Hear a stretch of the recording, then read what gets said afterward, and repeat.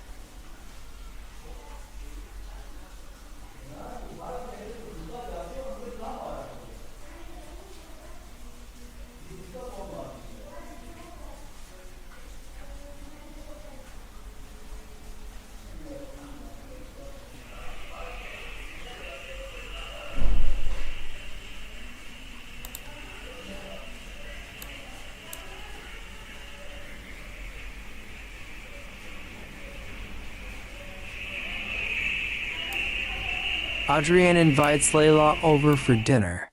He cooks steak, mashed potatoes, a bottle of red wine, candles on the table, soft music playing. Layla shows up in a tight, black dress that clings to her body like a second skin. Low neckline, high heels. Adrian opens the door and forgets how to breathe for a second. "Wow," he says. She smiles, slow and teasing. "You clean up nice too." They eat, they talk, the wine flows. After dinner, they sit on the couch, closer than friends. Layla turns to him. "You know, I've been thinking about you since that night." Adrian swallows. "Yeah." She leans in. Her perfume hits him warm, sweet, intoxicating. "I like how you look at me," she whispers. Their eyes lock. Then she kisses him. Slow at first, soft, testing. Adrian kisses back. His hands find her waist. She presses closer. The kiss deepens. Tongues meet. Breathing gets heavy. She pulls back just enough to look at him. "I want you." Adrian's heart is pounding. "I want you too." They move to the bedroom. Lights low. Clothes come off slowly. Her dress slides down her shoulders, revealing smooth skin, perfect curves, lace underneath. Adrian's shirt is gone. His hands explore her back. Hips, thighs. She pushes him onto the bed, straddles him. Her hair falls around them like a curtain. They kiss again, hungrier now. Her nails drag lightly down his chest. He groans. She whispers in his ear, "You feel so good." Their bodies move together, slow, then faster, skin on skin. Heat building, sweat, gasps, whispers. It's not just sex. It's need. It's healing. It's everything they've both been missing. Afterward, they lie tangled in sheets. She rests her head on his chest. He strokes her hair. "Was that okay?" he asks, voice low. She laughs softly. "More than okay." They stay like that for a long time. But morning comes. Lily's coming home soon. Layla gets dressed.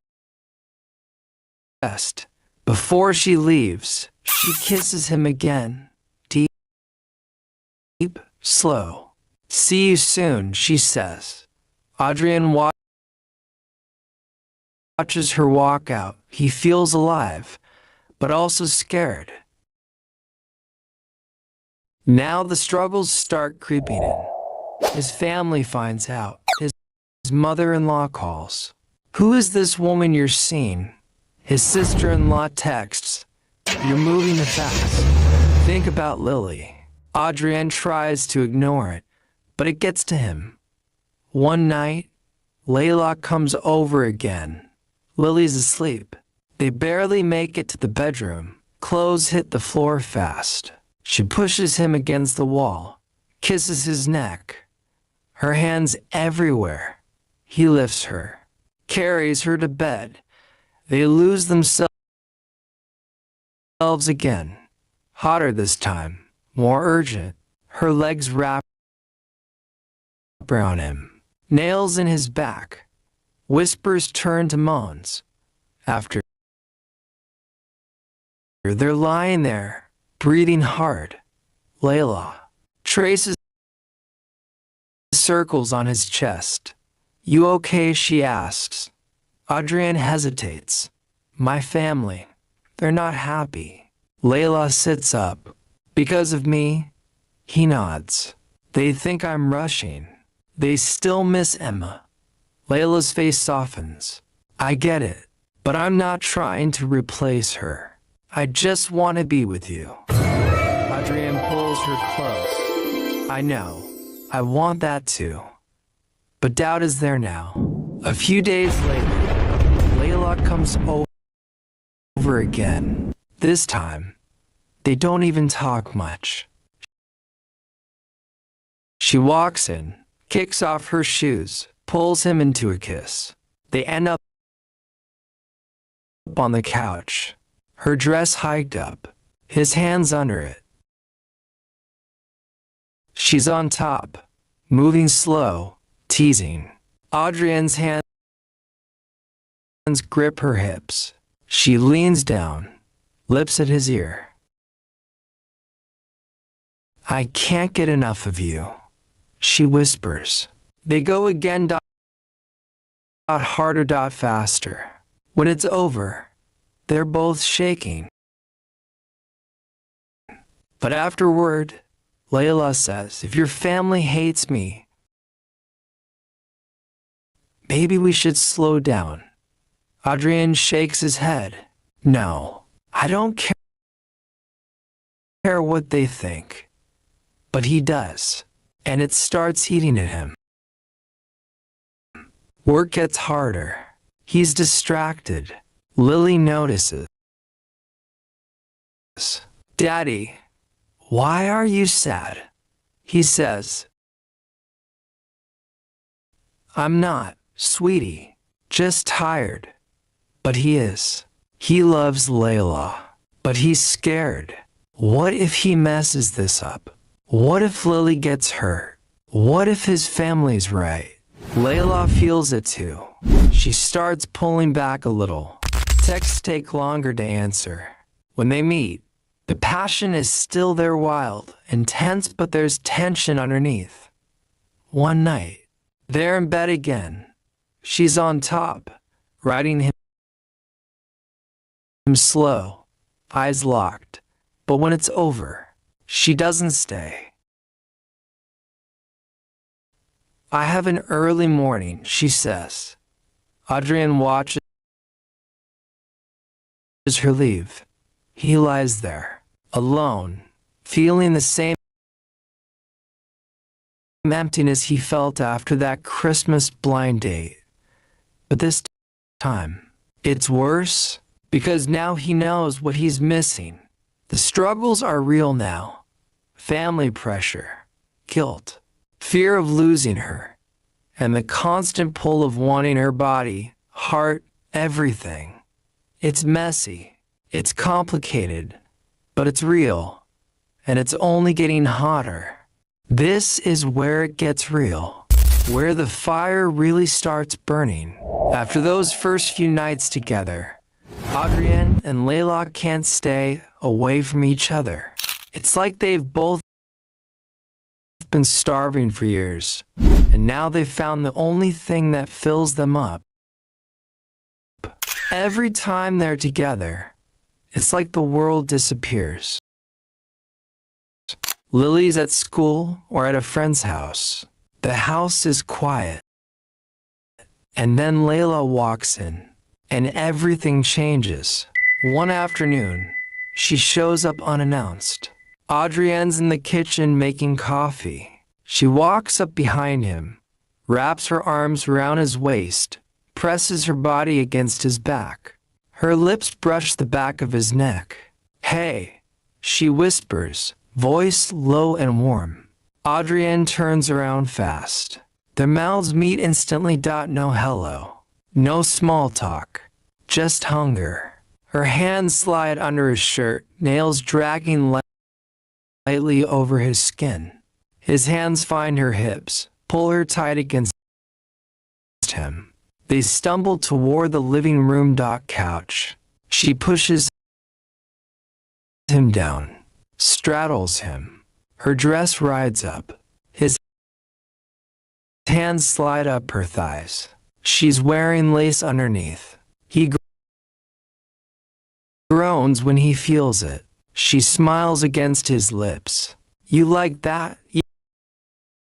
Yeah, he breathes. She grinds down slow, teasing. His head falls back. Her fingers unbutton his shirt. Kisses trail down his chest. Lower. He's losing control. She stops just long enough to look up at him, eyes dark with want. I want to taste you, she says. And she does. Slow. Deep. Adrienne's hands in her hair. His breathing ragged. When he can't take it anymore, he pulls her up, flips her onto her back. Now he's on top. He kisses her neck, her collarbone. Lower, peels her dress down. Her breasts spill out. Perfect. He takes one in his mouth. She arches, moaning his name. She's already wet. Ready. They move together. Hard. Fast. The couch creaks. She's loud. He's louder. When they finish, they're both shaking, sweating, laughing a little. She pulls him down, kisses him soft. You're amazing, she whispers. He just holds her, heart pounding. That's how it goes for weeks. Every chance they get, after Lily's asleep, when she's at school. One weekend, Lily's at a sleepover with friends. Adrienne and Layla have the whole house to themselves. They don't leave the bedroom all day. Morning starts slow. Lazy kisses. Her hand sliding down his stomach. He's hard instantly. She climbs on top, rides him slow, eyes locked, then faster. Her nails in his shoulders. He flips her over, takes her from behind. She's loud. He loves it. They go again in the shower. Water running hot. Her back against the tile, legs wrapped around him. He's deep inside her. They finish together, collapse against each other, laughing. Then they do it again on the bathroom counter. Her legs over his shoulders. He's watching her face in the mirror. Her eyes closed, lips parted. It's intense. Raw. Beautiful. But it's not just the sex. It's the way they talk after. Lying in bed, sheets tangled. She rests her head on his chest. He strokes her hair. You ever think about the future? She asked one night. All the time, he says. With me? He kisses her forehead. With you. She smiles. Good. Because I'm falling hard. Me too.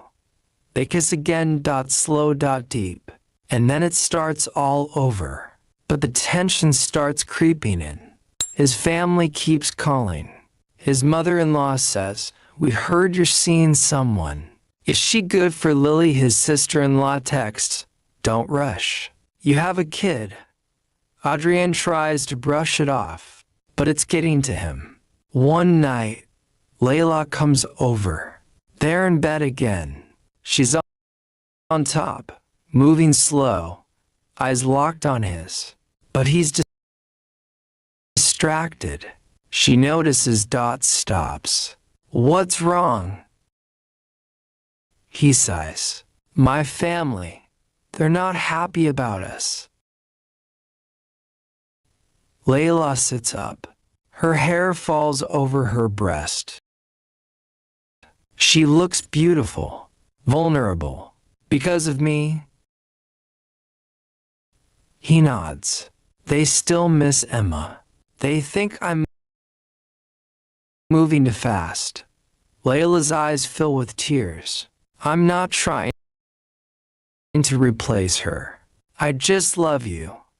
Adrienne pulls her close. I know. I love you too. They kiss. It's different this time, softer, more emotional. He rolls her over, makes love to her slow. Gentle.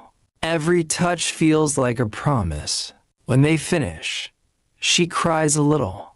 He holds her tight. We'll figure it out, he whispers. She nods against his chest. The next day, he's at work. Can't focus. Keeps thinking about her body, her laugh. Her tears. He texts her. I miss you, she replies. Come over tonight. Lily can stay with your mom. He does. They barely make it through the door. She's waiting in lingerie, black lace dot sheer. He drops his keys, pulls her into a kiss. They stumble to the bedroom. She pushes him onto the bed, climbs on top, takes control, slow at first, then faster. Her hands on his chest, his hands on her hips. She's riding him hard, moaning loud. He's lost in her. When they finish, they're both shaking. She collapses on top of him, breathing hard. I can't lose you, she whispers. You won't, he says. But the fear is there. It's growing. The struggles keep coming. His family invites him to dinner. Alone. No Layla. He goes. They sit him down. We're worried, his mother-in-law says. She's nice, but you have a daughter. His sister-in-law adds, you're rushing. Lily needs stability. Adrienne gets angry. She makes me happy. She's good for Lily. But they don't listen. He leaves feeling heavy. When he gets home, Layla's waiting. She sees his face. What happened? He tells her. She listens. Then she pulls him into the bedroom. No words, just need. She undresses him slowly, kisses every inch of him. They make love again. This time it's desperate, like they're trying to hold on. Her legs wrap tight around him, his hands in her hair. They finish together, sweating, crying a little. I don't want to lose this, she says. Me neither, he whispers. The next week is intense. They see each other every chance. After work, before Lily comes home, in the car, in the shower, on the kitchen counter. Every time it's hotter, more urgent, more emotional. She whispers things in his ear, things that make him lose control. He tells her how beautiful she is, how much he needs her. They're addicted to each other, but the tension is building. Family pressure, guilt, fear. It's all there, underneath every touch, every kiss, every time they come together. One night, after another wild session, her on top, riding him slow and deep, eyes locked, he holds her close after. I'm scared, he admits. Of what? Of losing you. Of hurting Lily. Of my family being right. Layla looks at him, tears in her eyes. I'm scared too, but I love you, and I'm not going anywhere. They kiss again, soft, slow, and then they make love one more time, gentle, tender, like they're promising each other forever. But the storm is coming. They both feel it, and it's going to test everything. This is where everything starts to crack. The passion is still there, hotter than ever, but now it's mixed with real pain. Every time Adrienne and Layla touch, it feels like they're fighting to hold on. The sex is desperate. The fights are brutal. The love is real. But the pressure is breaking them. Layla texts him less. When they meet, she's quieter. One evening, Lily's at her grandma's for the night. Layla comes over. She's wearing a tight red dress that hugs every curve. Low neckline, high heels. She looks like sin. Adrienne opens the door and pulls her inside. They kiss hard. Clothes hit the floor in seconds. She pushes him against the wall. Her hand slides down his chest, into his pants. He's already hard. She drops to her knees, takes him in her mouth. Slow. Adrienne's hands in her hair, groaning. She looks up at him with those eyes hungry, sad, scared. When he can't take it anymore, he pulls her up, carries her to the bedroom, throws her on the bed. She spreads her legs. He's inside her in one thrust. Hard. She's moaning his name, nails digging into his back. They're both sweating, both lost, breathing heavy. But she doesn't cuddle like usual. She rolls away, pulls the sheet over herself. Adrienne touches her shoulder. What's wrong? Then, quiet. Your mom called me today. Adrienne freezes. What? She said. She doesn't want me around Lily. That I'm moving too fast. That I'm not good for you. Adrienne sits up. She had no right. Layla turns to him, tears in her eyes. But she's your family. And she's right about one thing. I'm not Emma. Adrienne reaches for her. You're not supposed to be Emma. You're you. And I want you. Layla shakes her head. But they don't. And it hurts. She gets up, starts getting dressed. Adrienne grabs her hand. Don't go. I need time. She leaves. Door closes soft. Adrienne sits there alone. Naked. Broken. The next few days are hell. They barely talk. Adrienne tries calling. She answers once. Voice small. I'm just scared. He begs her to come over. She says no. He goes to her place, knocks. She opens the door in a silk robe, hair messy. He steps inside, pulls her into a kiss. She kisses back hard, angry, desperate. They stumble to the couch.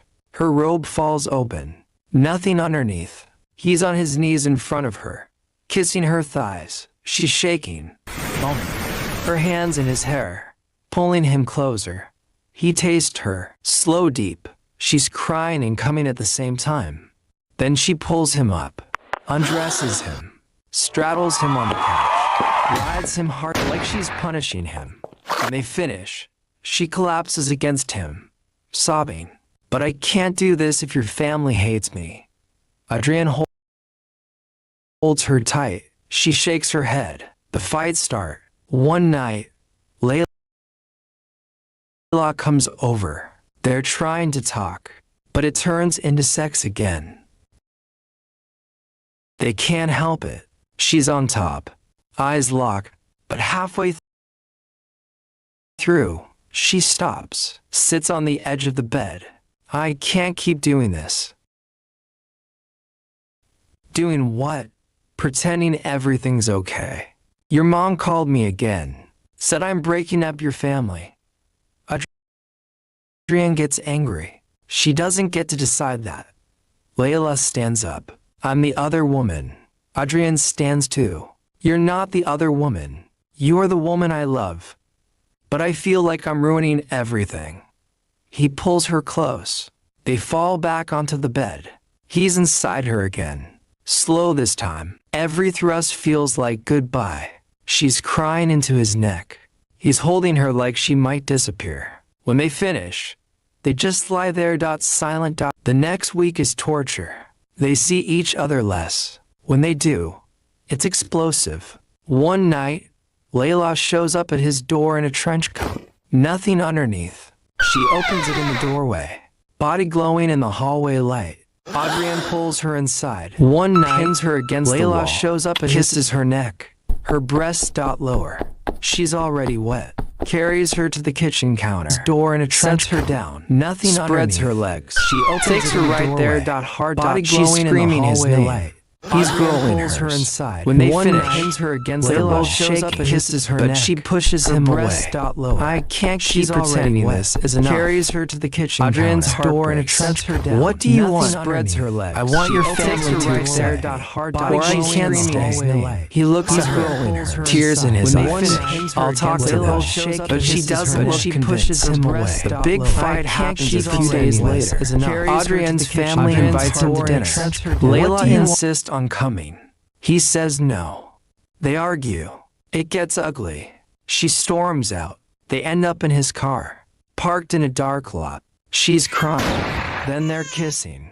Clothes come off. She climbs into the backseat. He follows. They make love in the car. Windows fogging. Desperate. She's on top, riding him hard. Tears falling on his chest. He's holding her hips. When they finish, she collapses against him, sobbing. I love you so much it hurts. He holds her. I know, but they both know it's not enough. The conflict is peaking. Family pressure, guilt, fear, love, sex. It's all crashing together. Adrian knows he has to choose. Layla knows she can't stay if she's not wanted, and the pain is only getting worse. Every touch hurts now.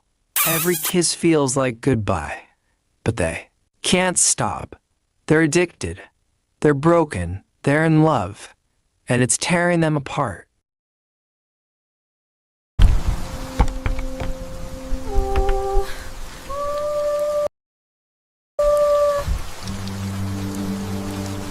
Rain hammered against the windows like a relentless drumbeat, the kind that echoes through empty halls and stirs forgotten desires. It was well past midnight, the witching hour, when secrets come alive, and Ethan, the weary single dad in this heartwarming story of unexpected connection, stared at the ceiling of his modest apartment. His mind raced with the burdens of his single dad story. Raising two young kids alone after losing his wife to a sudden illness 2 years ago. Bills piled up, work demanded more than he could give, and the ache in his chest never quite faded. But tonight, something felt different. A soft knock echoed through the door, tentative at first, then bolder, like a heartbeat quickening with anticipation. Who could it be at this hour? Ethan wondered, his pulse racing as he padded barefoot across the cold floor. The storm outside raged, wind howling like a lover's whisper turned fierce. He peered through the peephole, but the rain-smeared glass revealed only a shadowy figure, a woman, drenched and shivering. With a deep breath, he opened the door, and there she stood, Sarah, his boss, the formidable CEO of the marketing firm where he slaved away as a graphic designer. Her usually impeccable suit clung to her curves like a second skin, the white blouse translucent from the downpour, hinting at the lace beneath. Water dripped from her dark hair, framing a face etched with vulnerability he'd never seen in boardroom battles. Ethan, she breathed, her voice a mix of desperation and something deeper, more electric. I didn't know where else to go. This midnight knock story was about to unfold into something far more intimate than I either could imagine. Ethan stood frozen, his single dad boss story taking an unforeseen turn. Sarah, the woman who commanded respect and fear in equal measure, looked small and fragile under the porch light. Her eyes, usually sharp and calculating, now shimmered with unshed tears, mascara streaking like forbidden ink on pale skin. "Can I come in?" she asked, her tone laced with the kind of emotional kindness story that rarely surfaced in their professional world. He stepped aside, closing the door behind him as the storm sealed them in together. The The apartment was dimly lit by a single lamp, casting warm shadows that danced across the walls adorned with his children's drawings reminders of his touching single-parent story. Ethan grabbed a towel from the bathroom, offering it to her with a hesitant hand. As she dried her face,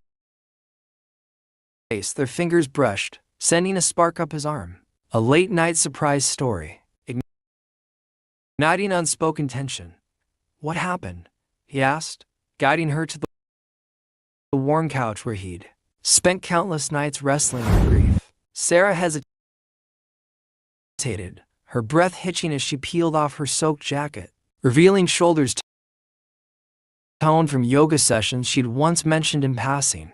The fabric of her blouse molded to her form, accentuating the gentle swell of her breast, and Ethan averted his eyes, feeling a forbidden heat stir within him. He was her employee, after all, a single dad struggling to keep his job amid cutbacks.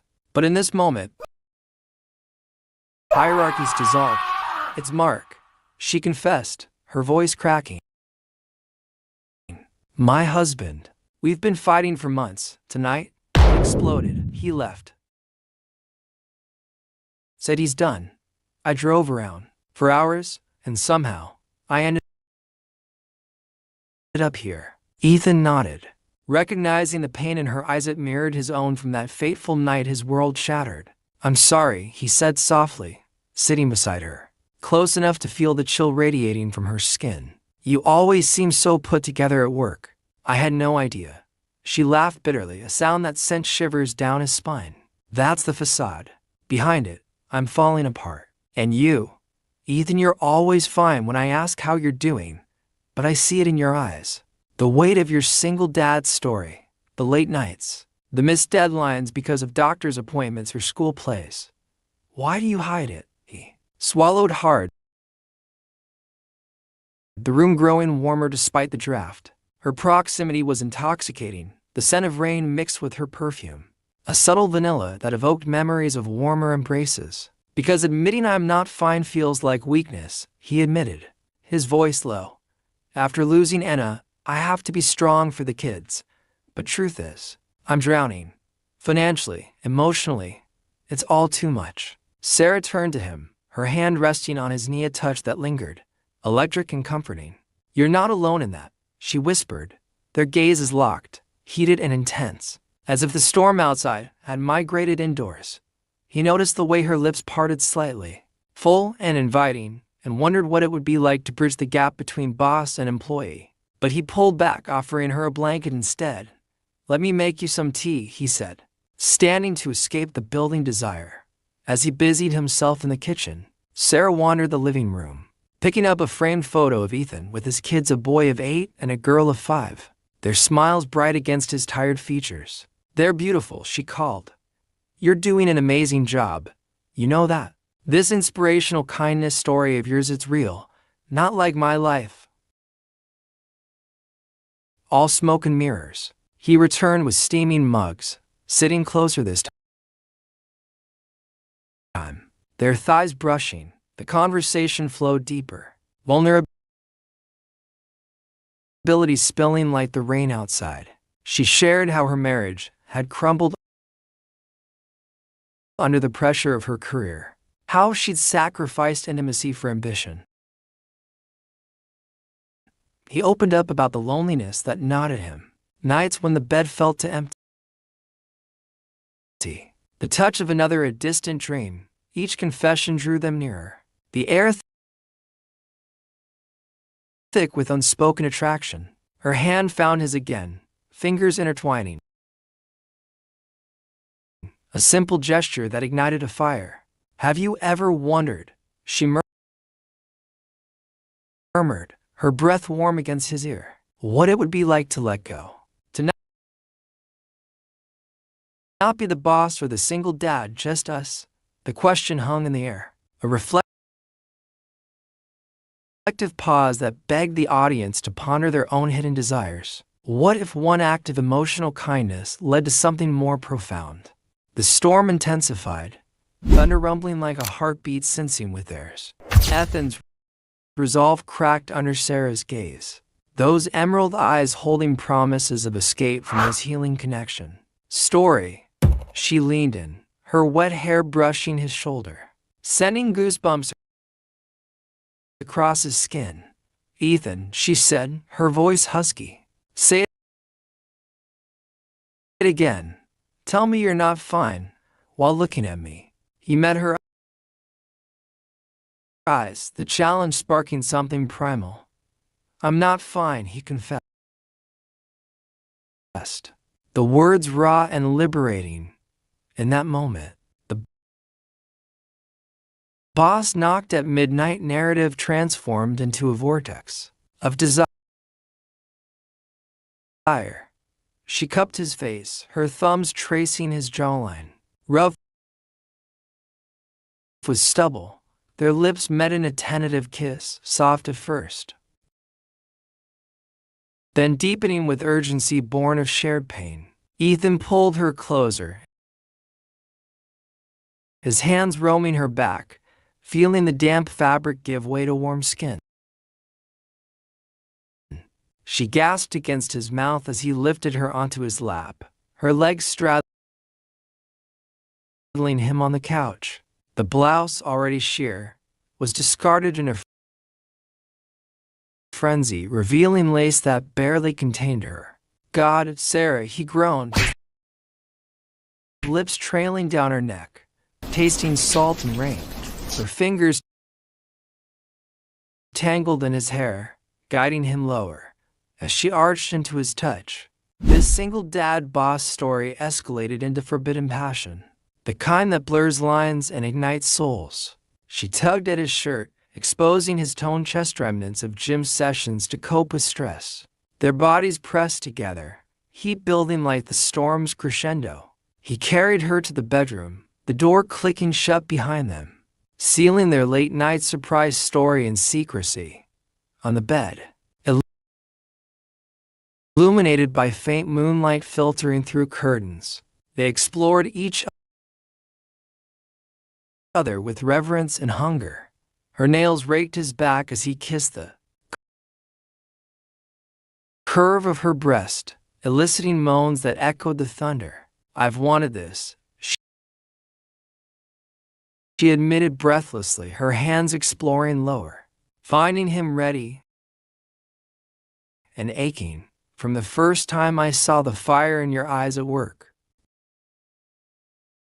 He flipped her beneath him, their rhythm sensing in a dance of vulnerability and lust.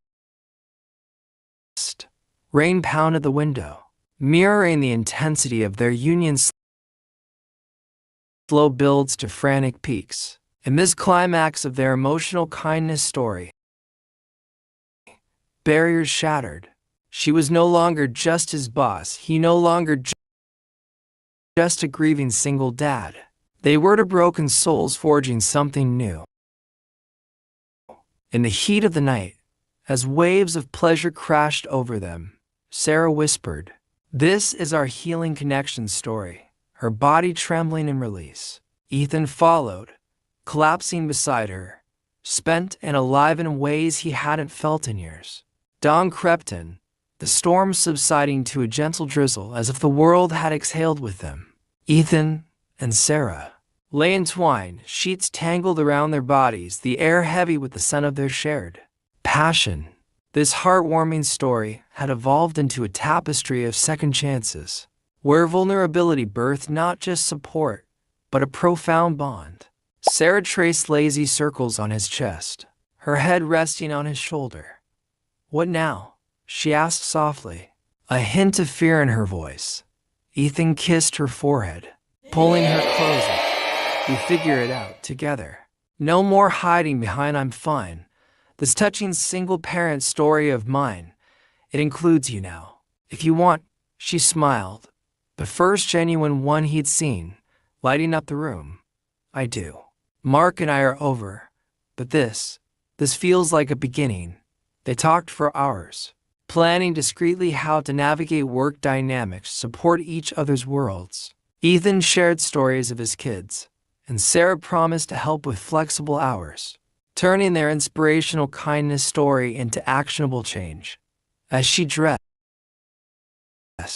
the sun breaking through clouds, Ethan felt a weight lift. The midnight knock had been a catalyst, transforming grief into hope, isolation into intimacy. "Thank you for coming here," he said at the door, stealing one last kiss, lingering, promising more. "Anytime," she replied with a wink, stepping into the fresh morning. Back crave connection, but who has time for a single dad's burdens? Their hands met again, this time with intent. She leaned in, her breath mingling with his. "You deserve more," she murmured. The tension built, a slow burn as thunder clapped outside. In the bedroom, they undressed slowly, savoring each reveal. Sarah's skin glowed under the lamp, curves inviting his exploration. He kissed her collarbone, down to her navel, her gasps fueling his desire. She reciprocated, her lips exploring his body with expertise, building to a symphony of moans. Their union was tender, yet fierce, a release of pent-up emotions. As Sarah stepped out into the soft morning light, the rain had stopped completely. Tiny drops still clung to the leaves outside, sparkling like diamonds in the first rays of sun. She turned back to Ethan one last time, her eyes bright with something new, something alive. He pulled her gently into his arms again, right there on the doorstep, not caring if anyone might see. Their kiss was slow this time, deep and full of promise, no longer rushed by storm or desperation, but warm with the quiet certainty of two people who had found each other when they needed it most.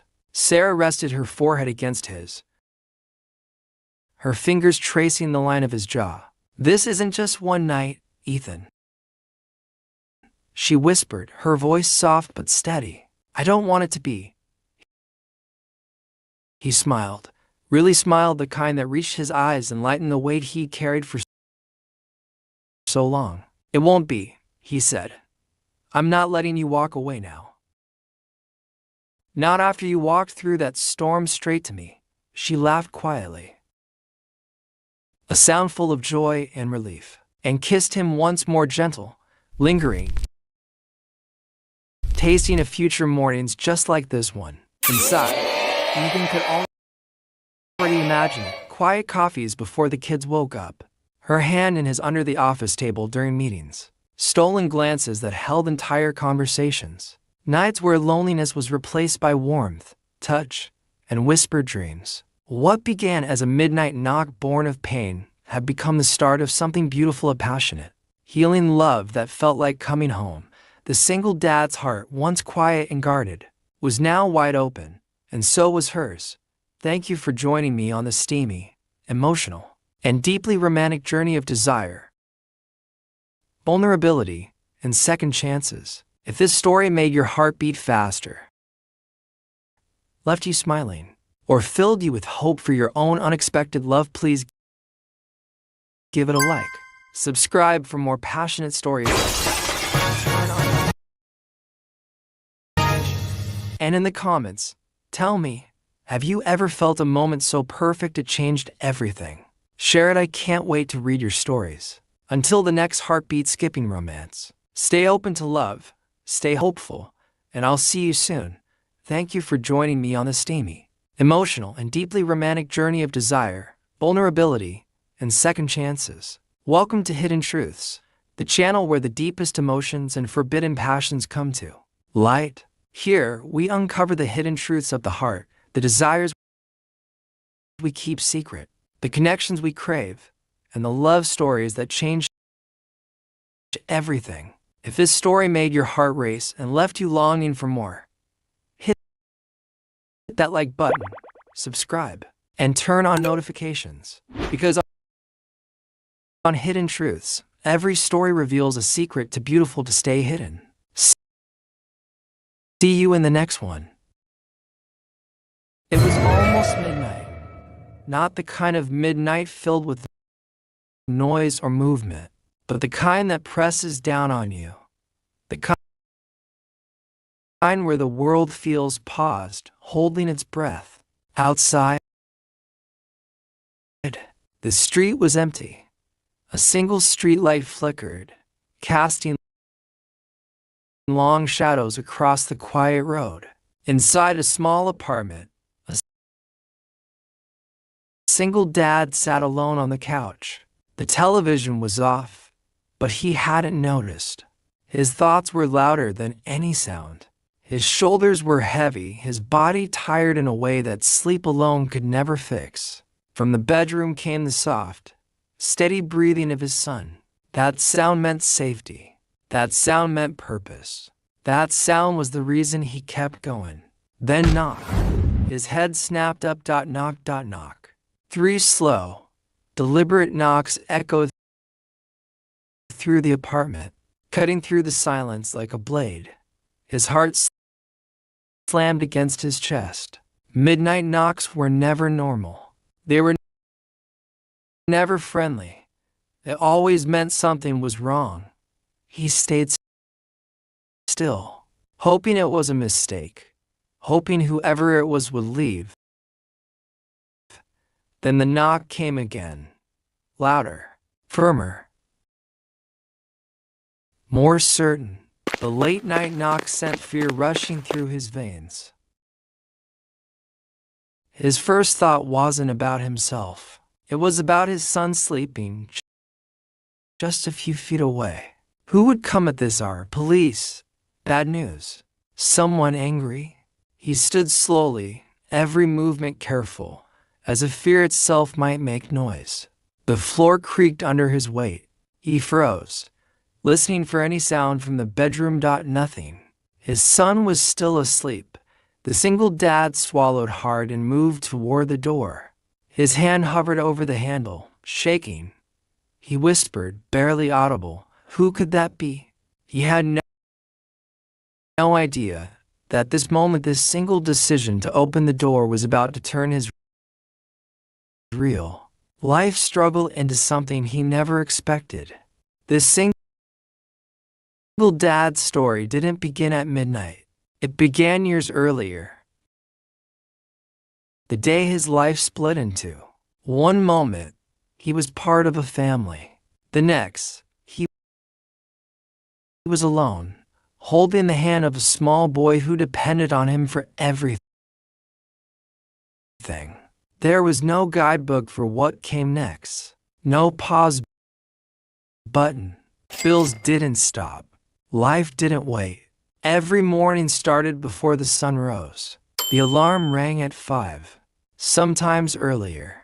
He dragged himself out of bed, muscles already aching from the day before. Coffee was weak, carefully measured so it would last through the week. He woke his son gently, helping him dress, tying small shoes with hands rough from work. "Dad, will you come home early today?"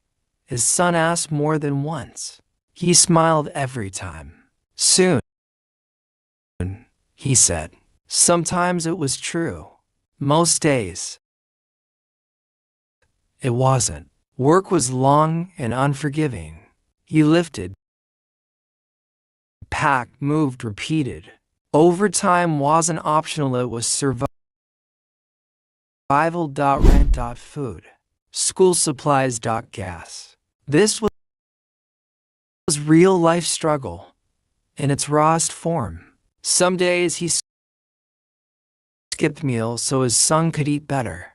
Some nights he sat at the table doing math, trying to decide which bill could wait another week. At work, he joked with coworkers. He smiled for his boss. He acted like everything was fine. At night, after bedtime stories and lights out, he sat alone in the dark, thinking, worrying, trying to be strong. This wasn't just an emotional story. It was his everyday life. The knock came again. He took a breath and opened the door, and froze. Standing there was his boss. Suit pressed, shoes clean, expression calm but serious. The single dad felt his stomach drop instantly. "Sir?" he said quietly, "Is everything okay?" Inside his head, Panic exploded. Was he late too many times? Did overtime cost too much? Was he about to lose the one thing holding his life together? Boss surprises employee moments usually didn't end well. "I'm sorry to come this late," the boss said. "I didn't know another way." The dad stepped aside, his hands trembling. "Please, come in." They stood in the small living room. The boss looked around the worn couch, the second-hand table, the quiet evidence of a life stretched thin. "I won't take much of your time," the boss said. They sat down. The silence felt heavy. The single dad waited, his chest tight, his thoughts racing. This late-night knock had turned into a moment of fear and uncertainty he couldn't escape. They moved to the small kitchen table. The boss placed an envelope on the table, but didn't push it forward. "I've been watching you," he said. "You're always early, always the last to leave." The single dad nodded slowly, unsure where this was going. "I asked around," the boss continued. "I learned about your situation, about raising your son alone." The dad's chest tightened. "I don't want sympathy," he said. "I just want to work." The boss shook his head. "This isn't sympathy." He slid the envelope forward. Inside wasn't just money. It was relief. Help. A chance to breathe. "This is help," the boss said quietly, "because no one should carry this much alone." The single dad broke. Tears came without warning. Years of pressure fell away in silence. This unexpected kindness story wasn't loud or dramatic. It was human. That night didn't magically fix everything. Life didn't suddenly become easy. But it changed enough. Enough to sleep. Enough to breathe.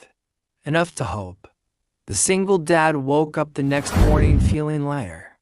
His problems were still there, but so was the reminder that kindness still existed. This inspirational real story was never meant for headlines. Just a reminder that real life struggle doesn't always end alone. That help can arrive when you least expect it. This wasn't just a single dad story. It became a heartwarming story. A feel-good story 2025 truly needed. Sometimes help comes quietly. Sometimes at midnight. Have you ever experienced unexpected kindness when you needed it most? Share your story in the comments. The boss didn't stay long.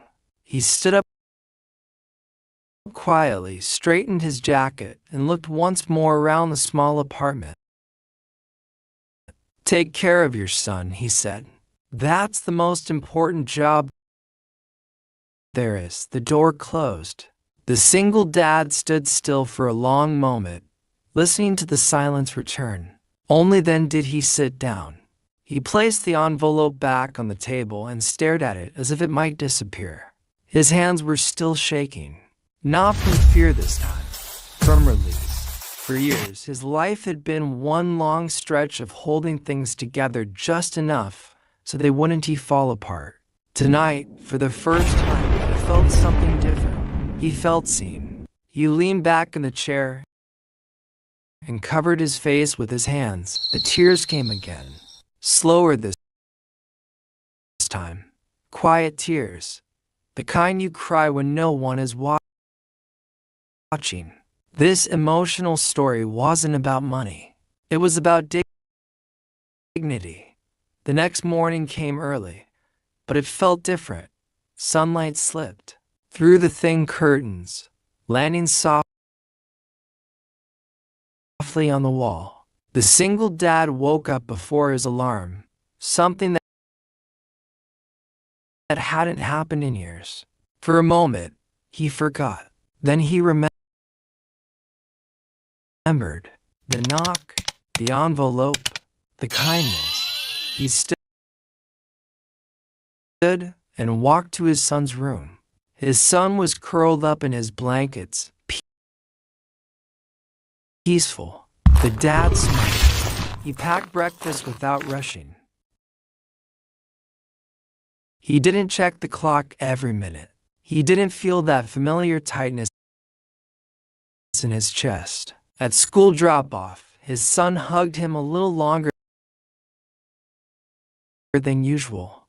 "Dad," his son said, "you look happy." The single dad swallowed hard. "Yeah," he said softly. I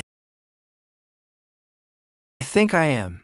This heartwarming story continued not in big moments but in small ones. Work was still work. The machines were loud. The hours were long. But something had changed. When the boss walked past, he didn't just nod. He stopped. "How's your son?" he asked. The single dad answered honestly. "Good," he said. "Thank you." That was all. No big conversation. No spotlight, just respect. This boss surprises employee moment didn't turn into favoritism. It turned into humanity. Others noticed, too. The single dad stood a little taller. He worked with a steadier rhythm for the first time. He wasn't working only from fear. He was working with hope. Late that night, after his son was asleep again, the single dad sat in the same spot where he had been the night before. Same couch, same silence, but a completely different feeling. He thought about how close he had been to breaking, how many nights he had prayed quietly for help without knowing where it could come from. This inspirational real story reminded him of something important. Kindness doesn't always arrive loudly. Sometimes it arrives with 3 slow knocks at midnight. This single dad's story is shared not for pity, but for hope, because real life struggle exists everywhere, and so does kindness. This emotional story became a heartwarming story because one person chose to act. A boss, a knock, a moment. This wasn't just a real-life surprise. It was a reminder that even on the hardest nights, someone may still be willing to knock. Have you ever experienced unexpected kindness when you needed it most? Your story might be someone else's hope. It started with a kiss that felt like fire, desire, everything. But behind those lips, secrets were hiding texts from a mysterious Lisa, late-night whispers, and lies Alex thought I'd never uncover. The more he kissed me, the more his lies unraveled. 40 unraveled, everything shattered. What would you do if the person you loved someone else too? Stay with me for this story of passion, betrayal, and heartbreak. Hey everyone, welcome back to Trust Broken. If you're new here, this channel is about real stories of betrayal, heartbreak, and the painful lessons love teaches us. Today's story is deeply personal. It's called "The More He Kissed Me, the More His Lies Unraveled." This is my story. Names are changed, but every emotion you'll hear is real. I want to start with the moment that quietly changed everything.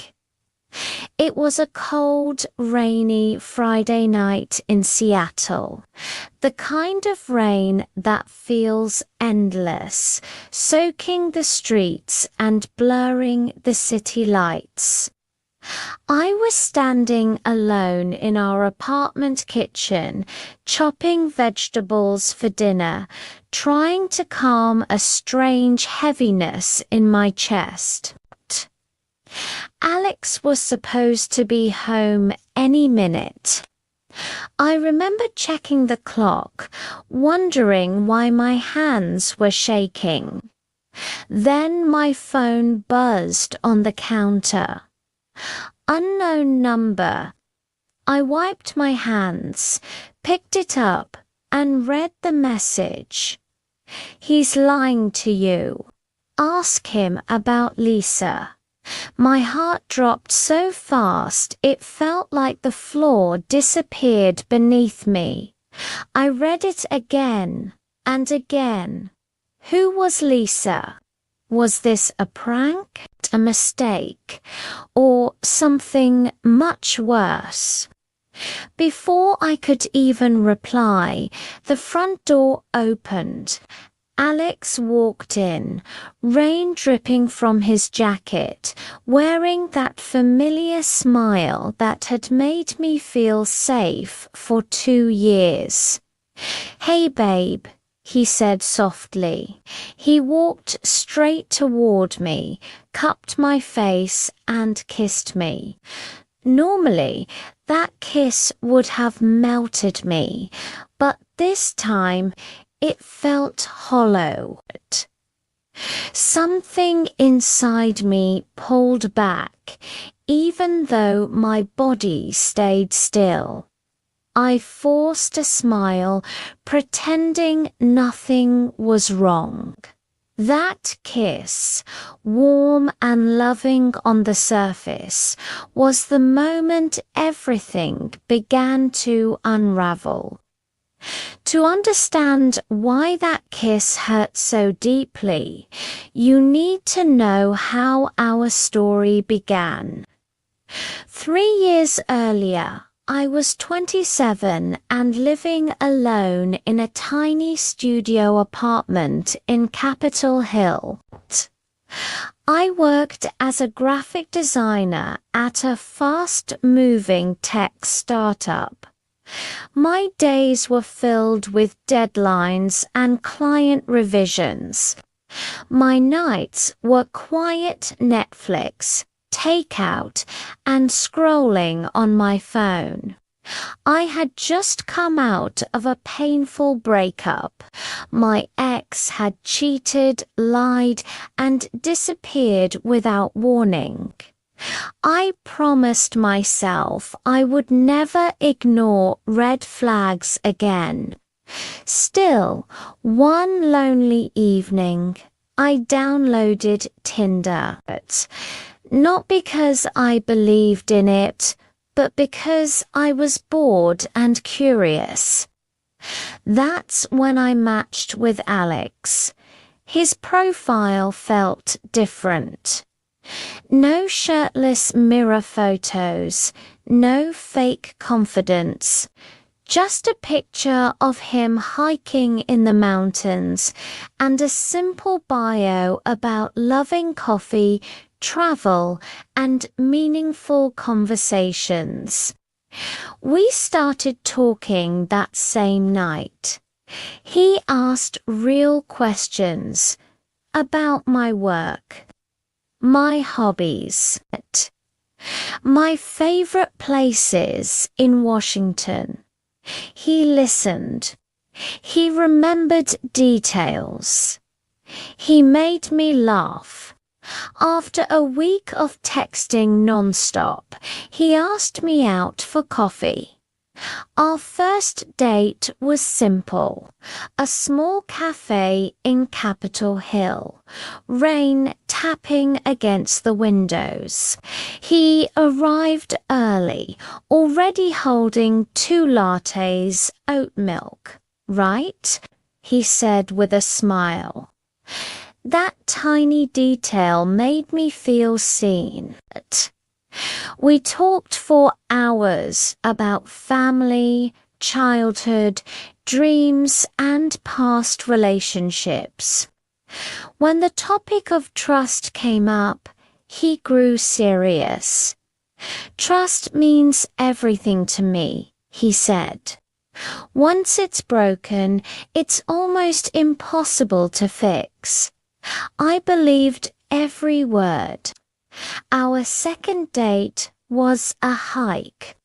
The trail was muddy, the air cold, but we laughed the entire way up. At the top, overlooking the lake. He kissed me for the first time, soft, gentle, unrushed. By the third date, we were inseparable. Within a month, we were officially together. By the third month, he told me he loved me. I said it back without hesitation. Alex was affectionate in a way I had never experienced before. Good morning texts every day. Random kisses while I cooked. Flowers sent to my office just because. When he traveled for work, he FaceTimed me every night. I miss your kisses, he'd say, smiling at the screen. A year later, we moved in together. Life felt peaceful, predictable, safe.